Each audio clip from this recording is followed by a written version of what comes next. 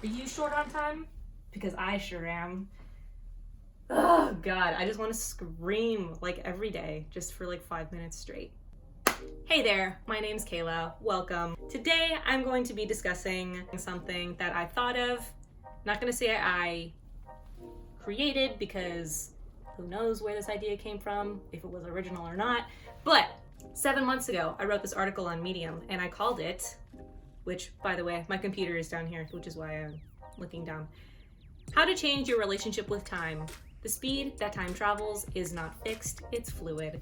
And I've been thinking about this a lot because I made an argument in this piece that basically likened our relationship to time, as in how much time we feel that we have in a day, or how content we are with it, to Newton's first law of physics, which says an object will not change its motion unless a force acts upon it. And the reason that I made this association when I made this piece was because I've noticed throughout my life that I will have times where it feels like everything's moving very quickly. It feels like I have no time for anything. And then other times where it feels like there's a little too much time and I'm a little bored. So it's almost like time exists on this like spectrum. There's this one side where it feels like, wow, the day is long. I have more than enough time to do all the things I need to, versus the complete opposite, which is I have literally no time. I have barely enough time to do the things that I've already committed myself to. If you can't tell, I am on this side right now, and I am currently, for the past few weeks,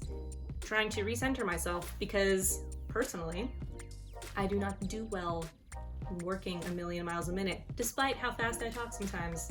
I recognize that a lot of this is just because I'm in school and school is demanding, but it also is related to this fact that I overcommit myself, and that is something I am working on. However, I am already in the commitments that I made and I cannot just exit them, or actually I could, but that's a whole other discussion. So we're not gonna get into that.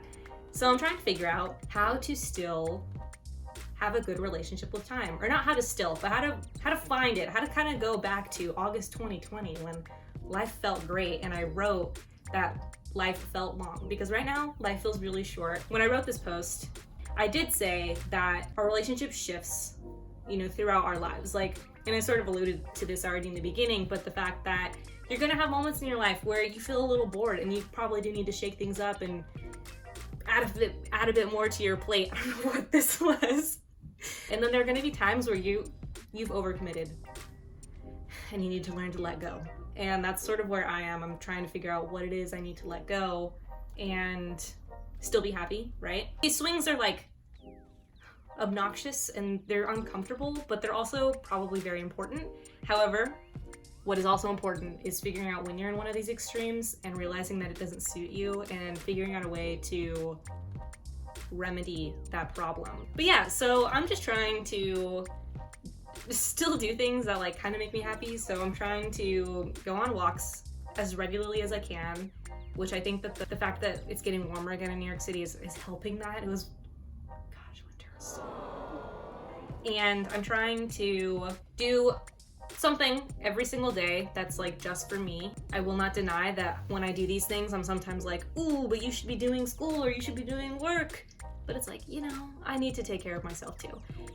And I recognize that the fact that my life feels this way is because I'm allowing it to, to an extent. I've decided to take on all these things and now I'm sort of suffering the consequences of it. But it's a learning experience, right? I wouldn't have known sort of where my limits are without pushing them. Last year in the summer, I would literally have days where I wouldn't even be on my computer, and now I use my computer for probably a minimum of 8 hours a day. I know that I'm the type of person that gets distracted very easily. Ooh, that guy's jacket's really cool. Oh my god, that dog's wearing a leather jacket. I am antsy. Oh god, why am I so antsy? So it just adds another level of distraction that I didn't really need in my life. But I'm trying my best to balance myself and recognizing that I was here and now I'm here.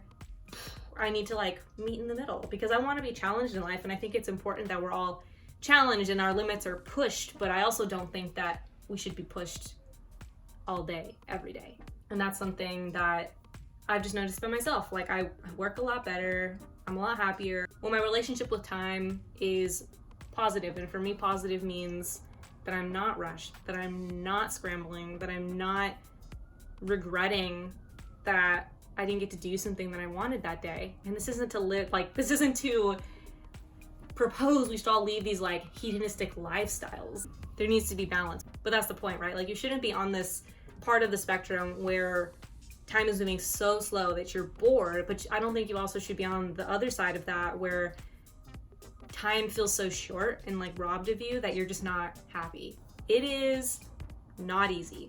But as I said in the post that I wrote, which I will obviously leave the link in the description for you to read if you're so interested, that I knew that this relationship with time was going to shift. I knew that it was going to change at some point. When things feel off balance, that's a opportunity for reflection. I'd love to hear you guys' thoughts on this idea that time and our relationship to time exists on a spectrum, which obviously I recognize that a month is still a month and a minute is still a minute, like those things, or whatever the semantics of it. But theoretically speaking, we can have different relationships with time throughout different moments in our life.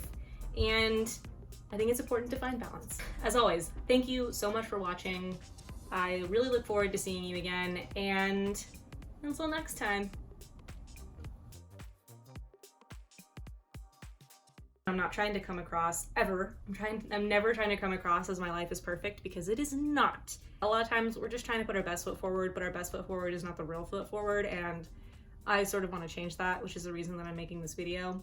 I was very offended when I worked in like customer service jobs and older people would come in and I'd start talking and I'd be as nice as I could, and they'd be like, one guy actually said to me, he's like, "You're talking a million miles a minute. I need you to slow down." And I was like, sorry.